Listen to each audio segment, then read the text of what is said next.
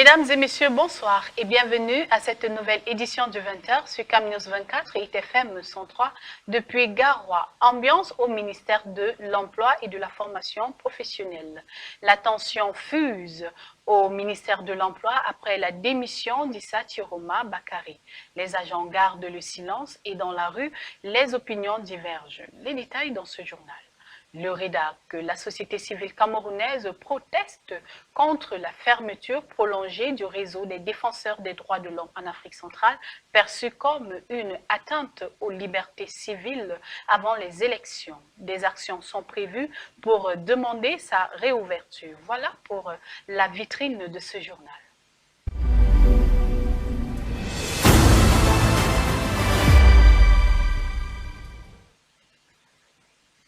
Mesdames et messieurs, une fois de plus, bonsoir et merci de nous honorer par votre présence à ce grand format d'information. L'ambiance au sein du ministère de l'Emploi et de la Formation professionnelle est tendue après la démission de Issa Chiroma Bakary.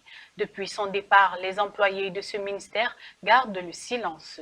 Dans les rues, les opinions divergent. Certains estiment qu'il aurait dû démissionner plus tôt, tandis que d'autres critiquent le caractère d'un homme politique aux opinions aussi variées que contradictoires. Reportage de Joël Essengue et Achille Kanga. Après la démission d'Issa Chiroma Bakary du gouvernement, dans le département ministériel qu'il dirigeait jusqu'ici, au ministère de l'Emploi et de la Formation professionnelle, c'est le silence radio. L'équipe d'Equinox Télévision n'a pas pu tourner, une autorisation de la hiérarchie lui étant opposée. Qui plus est, en l'absence d'Issa Chiroma Bakary lui-même, c'est donc dans la rue que nous avons dû nous rabattre. S'il a démissionné de son poste, il a ses raisons. Déjà, ce n'est pas un jeune fonctionnaire, c'est un vieux fonctionnaire, un vieux Camerounais et un homme politique de sa carrure. Et avec tout ce qui se passe, avec la gouvernance, il devait démissionner si tôt. L'honneur applaudit. Et une fois de plus, on attend aussi les versions des autres. Ce n'est pas une surprise, hein, compte tenu du caractère versatile de l'homme. Ça ne me surprend pas et c'est quelque chose que j'avais prévu et je crois que c'est normal, il a des raisons. Sur les raisons de cette démission, les avis divergent entre l'idée qu'il pourrait choisir de se consacrer à son parti et les frustrations de sa région d'origine. Je sais qu'il était rallié au RDPC. Peut-être qu'il veut se consacrer à son véritable parti. On ne sait pas. Ce qui est sûr, c'est que l'avenir nous le dira. Si du moment le Nord est marginalisé, sur certains aspects, la route Garoua-Ngaoundéré n'existe plus. L'ENAM est marginalisé par rapport au nombre de personnes qu'on recrute. Les EMIA et autres, toutes les sociétés ne sont pas représentées. Il y a de quoi à la démission. Quant à l'impact de son action, faut-il alors croire qu'Issa Chiroma Bakary va peser sur le champ politique camerounais? Cet avis n'est forcément pas partagé. C'est un peu biaisé. Je ne crois pas. Il n'y a pas un grand changement. Hein. Je ne sais pas s'il pèse réellement, s'il a un certain point électoral. Ce serait un peu surprenant. Bon, peut-être dans son fief Garoua, mais je crois que rien ne va changer. Désormais retiré à Garoua, Issa Chiroma Bakary vient d'entamer une nouvelle vie dans le landerneau politique camerounais. À 4 mois des élections présidentielles prévues en octobre, le départ d'Issa Chiroma Bakary a des répercussions sur la République. Cet événement rappelle les démissions marquantes de membres du gouvernement durant l'ère Biya. Ce reportage d'Éric Florent et Hubert Kameni revient sur ces ruptures politiques significatives qui ont jalonné les 43 années de pouvoir du renouveau. Mardi 24 juin 2025, en milieu d'après-midi, les réseaux sociaux s'enflamment. Une nouvelle se propage à grande vitesse, c'est la démission du ministre de l'Emploi et de la Formation professionnelle, Issa Chiroma Bakary. L'information se confirme, cette démission n'est pas la première. Le long du règne du président Paul Biya, entamé il y a 43 ans, a déjà connu plusieurs départs retentissants. 3 précisément, depuis 1982. L'histoire retiendra sans doute le geste de Gaga Amanadi comme le premier coup d'éclat porté au gouvernement Biya. Alors ministre de la fonction publique et de la réforme administrative, il claque la porte le 27 août 1992 à la veille de la première élection présidentielle pluraliste au Cameroun. Ancien haut fonctionnaire à la carrière marquée par la rigueur, il occupait ce poste depuis le 7 novembre 1990, presque 2 années de service avant une démission aux allures de prise de position. Quelques années plus tard, un autre nom vient secouer la sphère politique. Titus Ezoa, médecin personnel du président Biya, secrétaire général de la présidence de la République de juin 1993 à septembre 1996, il quitte son poste de ministre de la Santé publique le 20 avril 1997, moins d'un an après sa nomination. Une démission qui à l'époque fait l'effet d'un véritable séisme politique. Puis vient le tour du professeur Maurice Kamto, le 30 novembre 2011, dans un contexte de post-élection présidentielle.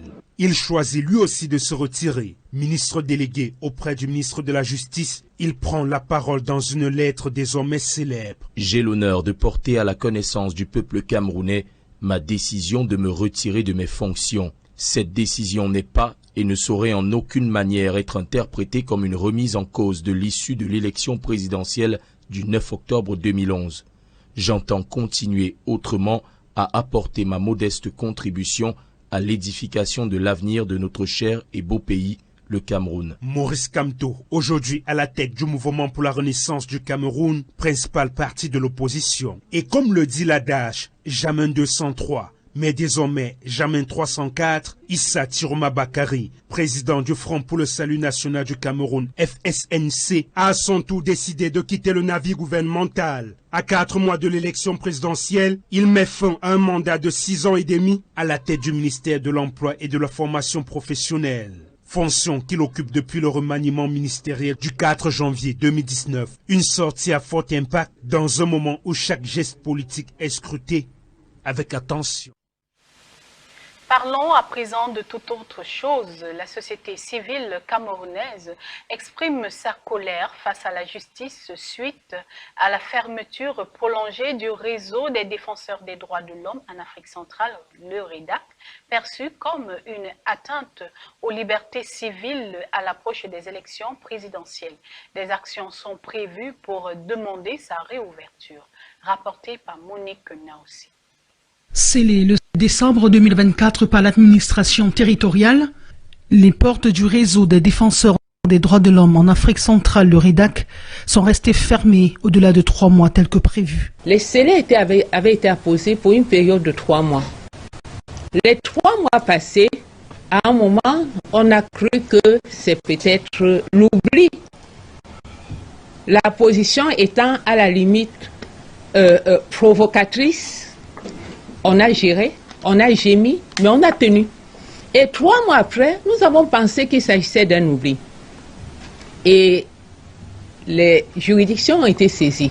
En attendant la suite de la procédure des référés engagés par le REDAC, la plateforme des organisations de la société civile du littoral et le groupe Action 237 condamnent ce qu'ils appellent restriction de l'espace civil au Cameroun. On est dans un pays qui semble avoir mis en place un programme d'extermination des acteurs, observateurs de la gouvernance politique. Vous savez, si vous vous positionnez comme acteur, observateur de la gouvernance politique, vous ne devez pas exister. À la veille d'une élection aussi importante que celle que nous attendons, quel est l'acteur principal d'animation de la société? Parce que je le dis encore, ce n'est pas les politiciens qui animent une société, c'est la société civile. Le bris des scellés faisant suite à la fermeture du REDAC nourrit depuis lors une guéguerre entre des cadres du REDAC d'une part et l'autorité administrative et judiciaire d'autre part. Comment quelqu'un peut venir fermer votre maison? Vous n'avez pas eu une affaire au tribunal d'expulsion, rien du tout. Le tribunal n'est pas intervenu. Il vient, on ferme ta maison, là où tu habites avec tes enfants et tout. Et vous ne faites rien, vous êtes le maître de la maison, c'est la légitime défense. Vous les foutez dehors à coups de bâton. Oui, oui. Et puis on va au tribunal. Pour se faire entendre, cette plateforme des organisations de la société civile dit avoir rassemblé plus de 400 signatures dans un mémorandum et déposé à la primature. Ils n'attendent plus que l'audience avec le Premier ministre. Le quartier New Bell à Douala est en deuil après une intoxication alimentaire ayant touché plus de 100 personnes et causé 2 décès. Les familles des victimes sont sous le choc et demandent les résultats de l'enquête ouverte pour comprendre les causes de cette tragédie. Les autorités ont rapidement réagi pour s'occuper des victimes et enquêter sur les circonstances de l'intoxication. selon Théophile Tchounk. Meurtri, Tamko Max ne reverra plus jamais sa fille, Tamko Honorine Makeda. Âgée de 5 ans, elle fait partie des plus de 105 personnes victimes d'intoxication alimentaire au quartier Newbel, à Douala 2e. Elle et moi se séparés à la boutique. Après-midi, papa, s'il te plaît, en rentrant, tu gardes l'argent, tu donnes à maman, elle achète nos caleçons lundi, on part à Yaoundé. Alors que son papa était à son lieu de service, il va recevoir un coup de fil de l'un de ses amis, l'informant de ce que sa fille a eu un accident et ne parle plus. C'est ainsi qu'il va immédiatement quitter Makepe pour l'hôpital de district de Newbel, où sa fille a été admise. J'ai compris que ma fille est morte. J'ai demandé à parler avec elle. Si elle pouvait s'élever et qu'on rentre à la maison. Elle n'a pas réagi. Aurélie, elle aussi, était loin de s'imaginer que sa fille Gloria faisait partie des personnes ayant consommé les galettes de la mort. Alors qu'elle se battait pour sauver Makeda, sa fille va succomber aux douleurs provoquées par la consommation de ces galettes, nous explique le grand-père de la disparue. On leur dit que tu es en train de sauver l'enfant, de le trouver comme ça, mais ton enfant aussi est morte. Elle est tombée. Rendue à l'hôpital Akentini, où 105 victimes ont été admises, nous avons rencontré l'une des victimes, Karel, 14 ans d'âge. Nous tous on a mangé. Moi, mon ventre me faisait mal. Je suis tombée, on m'a mis à l'hôpital. À l'annonce de la tragédie, les autorités administratives et sanitaires se sont rendues sur le site et au chevet des patients pour s'enquérir de la situation. Dans un communiqué qui date du 25 juin 2025, l'hôpital Lakentini informe qu'il ne reste plus que 6 victimes internées. Les parents des enfants décédés attendent impatiemment les résultats de l'enquête qui a été ouverte à la brigade territoriale de Koulouloune pour en savoir davantage sur les véritables causes de ce drame. Nos sincères condoléances aux familles éprouvées. À l'international, le conflit entre Israël et Iran, en s'intensifiant, a des conséquences sévères sur l'Afrique, notamment sur son secteur énergétique, en mettant en lumière la vulnérabilité du continent face aux dynamiques géopolitiques mondiales. Reportage à suivre. Un cessez-le-feu total est officiellement entré en vigueur ce 24 juin 2025 entre Israël et l'Iran, selon le président américain Donald Trump. Mais quelques heures seulement après son annonce, des violations étaient signalées de part et d'autre. Tirs de missiles iraniens et frappes israéliennes ciblées, notamment sur un site radar à Téhéran. Malgré ces tensions, la trêve reste globalement maintenue. Les regards se tournent désormais vers les médiateurs internationaux pour éviter une reprise des hostilités. Si l'Afrique reste en marge du conflit, ses répercussions ne sont pas sans conséquences sur le continent. Il y a des milliers d'Africains qui travaillent dans le Proche-Orient, le Moyen-Orient, et dans cette zone-là, c'est vrai que le conflit oppose directement Israël à l'Iran, mais l'impact est pratiquement dans toute la région, car la plupart des pays de la région reçoivent des bases militaires américaines, et cela a un impact négatif, que ce soit l'Émirat de Dubaï, que ce soit les Émirats Arabes Unis où il y a Dubaï, que ce soit le Qatar, que ce soit le Koweït, que ce soit le Bahreïn, le Liban. Plein de ces pays-là, en réalité, sont impactés par le conflit, car d'une manière ou d'une autre, c'est pays sont liés au conflit, donc cela peut sérieusement perturber le travail des Africains dans la sous-région, dans cette région-là, qui envoie régulièrement, même si ce n'est pas des très grands sommets, des montants qui permettent à leur famille de pouvoir vivre sur le continent africain. Même si le cessez-le-feu est en place, ce conflit fait planer le spectre d'un choc énergétique mondial et l'Afrique n'est pas épargnée. Nous savons bien que 20% du pétrole de par le monde entier et 30% du gaz passe par le détroit d'Ormuz. Et si ce détroit est fermé, un bon nombre de pays africains importent du pétrole. Donc on peut participer à une augmentation des coûts du pétrole de par le monde entier. Je crois même que déjà après le vote par le Parlement iranien de la fermeture du détroit d'Ormuz, le baril du pétrole est monté jusqu'à $80. Ce qui montre qu'en fait, l'impact est réel. Car si le coût du pétrole connaît une envolée jusqu'à $200, comme l'estiment certains experts, l'impact va être très négatif sur le continent africain.